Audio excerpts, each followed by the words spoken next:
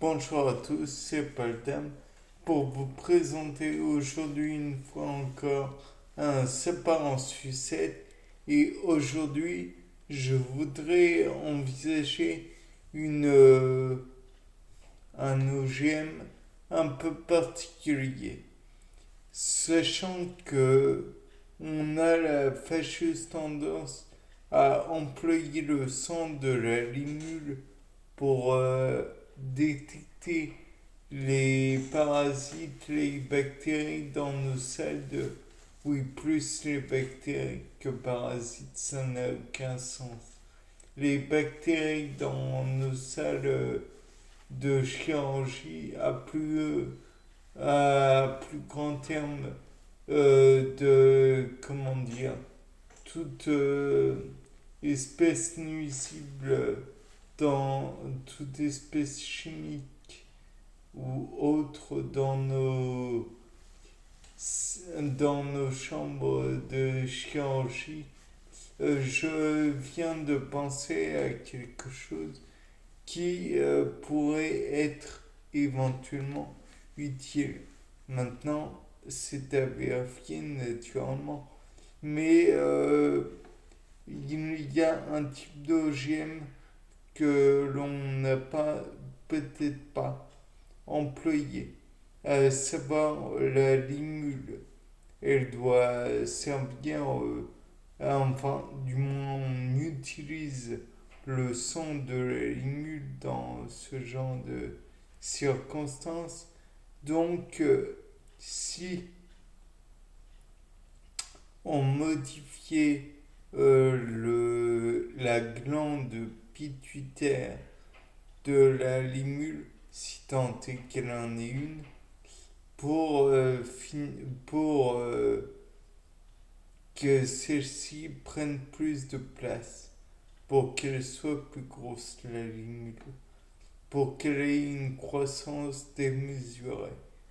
Alors, on pourrait lui prélever beaucoup plus de sang et donc, puisque elle produira une GH plus importante en quantité, donc elle pourrait produire plus de sang aussi et peut-être même un sang qui étant plus épais pourrait éventuellement euh, contenir beaucoup plus d'antibactériens ou de cellules qui détecteraient les bactéries ou les autres substances nuisibles. Et donc, à terme, peut-être que la limule serait moins exploitée et donc l'on en tuerait moins. Et donc, elle ne serait plus en danger d'extinction.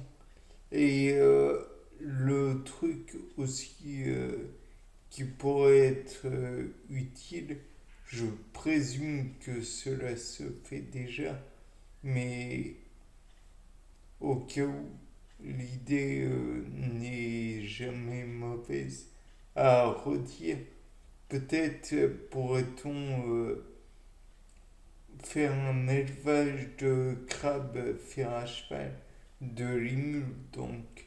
Et donc on aurait plus de limule puisqu'elle ne serait plus contrainte de faire face à des comment dire à des prédateurs ou alors peut-être pourrait-elle pourrait-on cloner une nouvelle fois toujours plus en fait les limules pour que finalement nous n'ayons plus besoin de celles naturelles, mais celles qui sont en laboratoire.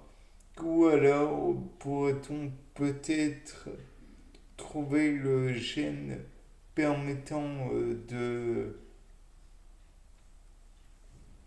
synthétiser leur hémolymphe, peut-être que c'est un autre terme, hémocyanine, le doute est permis, et puis le transférer, par exemple, dans non pas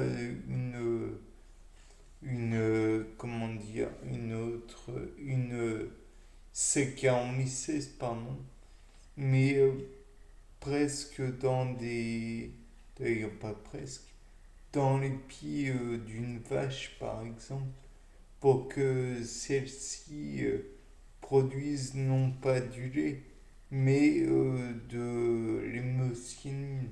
Et donc à chaque traite, peut-être pourrait-on retirer de l'hémocyanine pour, euh, pour les laboratoires et les blocs de chirurgie. Bien sûr, il y a beaucoup de possibilités.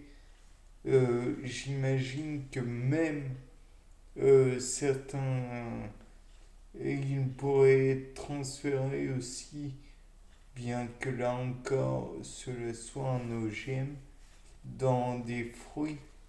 Et donc, au lieu de retirer le fruit en lui-même, on pourrait peut-être en, en prélever juste le jus qui pourrait agir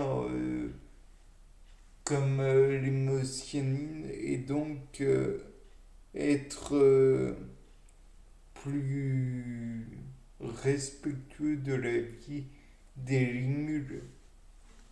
Il y a toujours possibilité aussi de chercher à en faire une synthétique. Et donc, peut-être serait-il intéressant de voir comment dire, la molécule d'hémocyanine et peut-être que cela permettrait d'en faire une synthétique qui soit pauvre qui soit qui n'est pas qui ne demande pas non plus des produits trop toxiques ou alors qui demanderait des produits d'accord mais qui permettraient non pas d'obtenir une molécule à valeur équivalente mais à valeur supérieure ou